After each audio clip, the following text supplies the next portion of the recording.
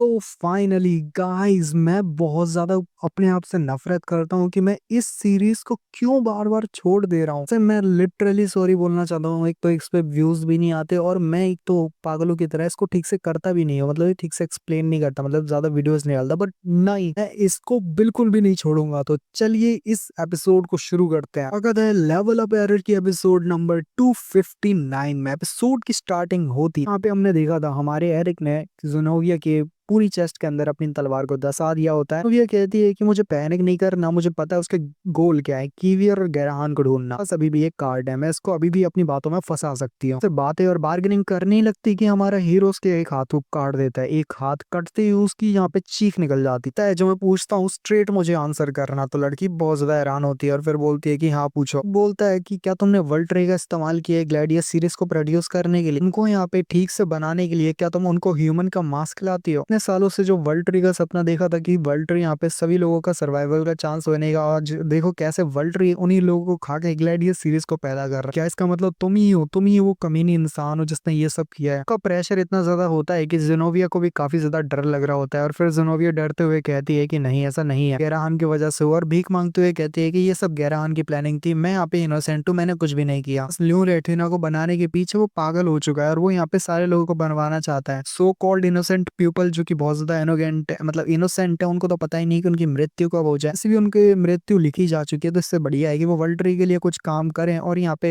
काम बनते हुए मर जाए। यार लिटरली मैं कितना भोला भोला सा चेहरा बनाती है और कहती है कि वाकई में मैं एक ह्यूमन हूँ, मुझे पता है, मैं दर्द को समझ सकती हूँ। और बड़े हीरोज में से एक हूँ, मैं समझ सकती हूँ कि वो इनोसेंट पीपल को खोने का वो दुख कैसा होता है। मुझे जाने दो, फिर मैं तुम्हें यहाँ पे सारी चीजें बता दूंगी। मैं यहाँ पे तुम्हारी पूरी मदद करूंगी सारे इनोसेंट लोगों को बचाने के लिए। बोल रही हूँ गैरहान की वजह से ये सब काम हुआ है और ये काम जो भी जितना सब कुछ खराब हुआ है गैरहान की वजह से हुआ है। रोकने के लिए ही मैंने ओमफ्लस की पावर को हासिल किया जिससे मैं गैरहान को रोक सकूं। तो कहता है तो अच्छा, ये सब जो भी तुमने किया वो सब एक मिस्टेक है, क्यों है ना, तुम यही कह रही हो? तो यहाँ पे हमारी जेनोविया कहती है हाँ तुमने ठीक कहा, वाकई सही है, मैंने यहाँ पे कुछ भी गलत नहीं किया। जो भी गलत किया है गैरहान ने किया है, जो भी है वो एक मिस्टेक है और मैं गलत हूँ। मैं ऐसी जादूगरनी हूँ जो कि बस क्यूरियोसिटी की चलते मैं यहाँ पे बस वो जानना चाहती थी, ओमफ्लेस के मैजिक को देखना चाहती थी कि ओमफ्लेस का क्या किस तरह का मैजिक है। मैंने ओमफ्लेस से वो मैजिक उधार लिया था सिर्फ देखने के लिए, क्यूरियोसिटी के लिए, क्यूरियोसिटी के लिए। मेरा हीरो आगे बढ़ता है और उसके बॉडी के टुकड़े टुकड़े कर देता है और कहता है ओ अच्छा, तो शायद ये भी तुम्हारी एक गलती थी, तुमने झूठ बोला, वो सब भी शायद एक तुम्हारी गलती थी, तो चलो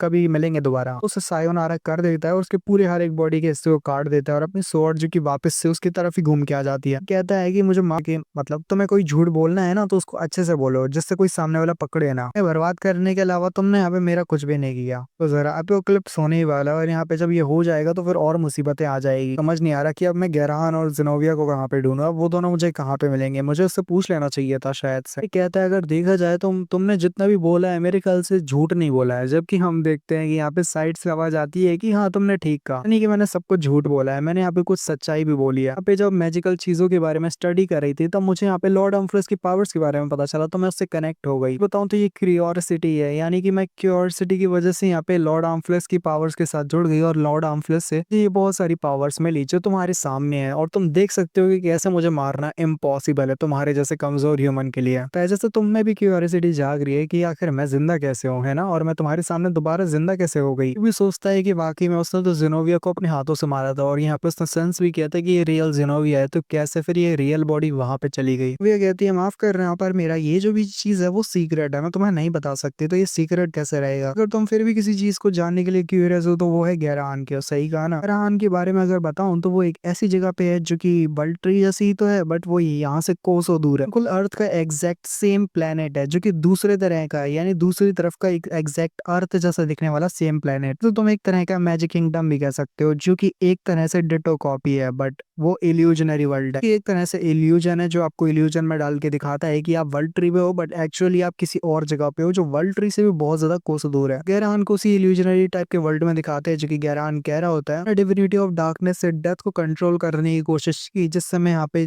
चीजों को रोक सकूं और यहाँ पे अपने काबू में ला सकूं। अभी भी मैं जो भी कर रहा हूँ वो लोगों के और पूरी दुनिया के भलाई के लिए कर रहा हूँ, तो पूरे वर्ल्ड का बेनिफिट हो एक तरह से। इसमें तुम दोनों को मारना नहीं चाहता क्योंकि मैं तुम दोनों को जानता हूँ कि तुम दोनों कौन हो, और अब मैं तुम्हें नहीं भूलूंगा आगे जाके भी, तो प्लीज मैं नहीं मारना चाहता तुमको। खुद से वो सिलेंडर मुझे क्यों नहीं दे देते? तो यहाँ पे आइफर कहती है बस बहुत हुआ, गुड और ईवल। तुम भला किसकी बात कर रहे हो? कि तुम खुद गुड और ईवल को यहाँ पे देख नहीं पा रहे कि तुम सही हो या गलत हो? तुम खुद तो पहचान नहीं पा रहे और यहाँ पे दूसरों की बात करते हो। बिल्कुल ऐसा है जिनको तुम पसंद नहीं करते उनको अपनी नजरों से दूर फेंकना चाहते हो। क्या मैंने सही कहा? गहरान कहता है कि अगर वो लोग मेरे रास्ते में आएंगे तो उनका भी मरना तय ही हो जाएगा। तो जैसे मैं चाहता हूँ कि मैं यहाँ पे अकेला ही काम करूँ तो ज्यादा बेहतर रहेगा, और मैं यहाँ पे ठीक से अपनी डिविनिटी का यूज कर पाऊंगा। जो आधी डिविनिटी है वो तो मैं यहाँ पे नुकसान तो नहीं पहुंचा पाएगी। भी नहीं जानता कि मैं कब अच्छा हूँ और कब बुरा। कि यहाँ पे जो हमारी कीवियर होती है वो कहती है कि तुम भी ये अच्छे से जानते हो बात को कि यहाँ पे अकेले रहने से सारी चीजें हल नहीं हो जाएगी, किसी भी चीज को सॉल्व नहीं कर पाओगे। तो मैं लगता है कि तुम यहाँ पे अच्छाई करके पूरी जगह को ठीक कर दोगे तो ऐसा भी कुछ नहीं होने वाला। ह्यूमन फिर से वो सभी चीजों को पैदा कर देंगे, यानी कि मुसीबतों को क्रिएट कर देंगे। फिर से सब जो अभी है वैसे ही हो जाएगा और यहाँ पे इस सब को रोका नहीं जा सकता। यहाँ पे गहरान गुस्सा होते हुए बोलता है कि लगता है जैसे ये और कुछ नहीं बस एक ग्रज है जो कि यहाँ पे तुम दिखा रहे हो, तो यहाँ पे ठीक तो नहीं किया जा सकता। और अब मेरा मेमोरी सिलेंडर जो तुम्हारे पास है उसको कैसे ना कैसे करके लेना होगा, नहीं तो अगर ऐसा नहीं हुआ तो सब चीजें चली जाएगी और सब डिसअपियर हो जाएगा, मेमोरी भी चली जाएगी। कीवियर कहती है कि जल्दी से बताओ क्या आखिर होगा, क्या क्या डिसअपियर होगा? तुम्हारी हेट चली जाएगी, जो भी तुम्हारा बदला है वो सब चले जाएगा, और या फिर क्या होगा मुझे तुम ठीक से क्यों नहीं बताते? खान कहता है कि अगर तुम्हें आंसर जानना है तो मुझे मेमोरीज लौटा दो। कीवियर चिल्लाते हुए कहती है कि वाकई में ऑमफ्लेस की स्कीम तो नहीं जो तुम यहाँ पे दिखा रहे हो। तो साथ ही यहाँ पे सीन फिर से शिफ्ट होता है और हम जेनोविया का सीन देखते हैं जो कि एरिक से कहती है, सच बताऊं तो लॉर्ड ऑमफ्लेस को पूरी दुनिया के बारे में बहुत कुछ पता है जितना गॉड्स को नहीं पता। ऑमफ्लेस जानते हैं कि काउंटलेस पीपल्स की जान लेने से वो कैसे दुनिया को बदल सकते हैं और इस चीज को अलग कर सकते हैं। एक तरह से पैनिकल स्टेज पे पहुंच जाएंगे, यानी पूरी तरह से पूरा टॉप पे पहुंच जाएंगे। वो ऐसे ही काउंटलेस लोगों की जो कि इस दुनिया पे रह रहे लोग हैं उन सभी की जान ले लेते हैं, यानी लॉर्ड ऑमफ्लेस, तो वो बहुत ज्यादा पावरफुल बन जाएंगे। अगर तुम्हें अच्छे से बताऊं ह्यूमन नेचर के बारे में तो यहाँ पे बिल्कुल एक ऐसे पीस की तरह समझो, एक ऐसा पजल पिक्चर को दर्शाता है कि यहाँ पे एक पिक्चर है और वहाँ पे बहुत सारी पजल बनी हुई है जो गहरान और उसके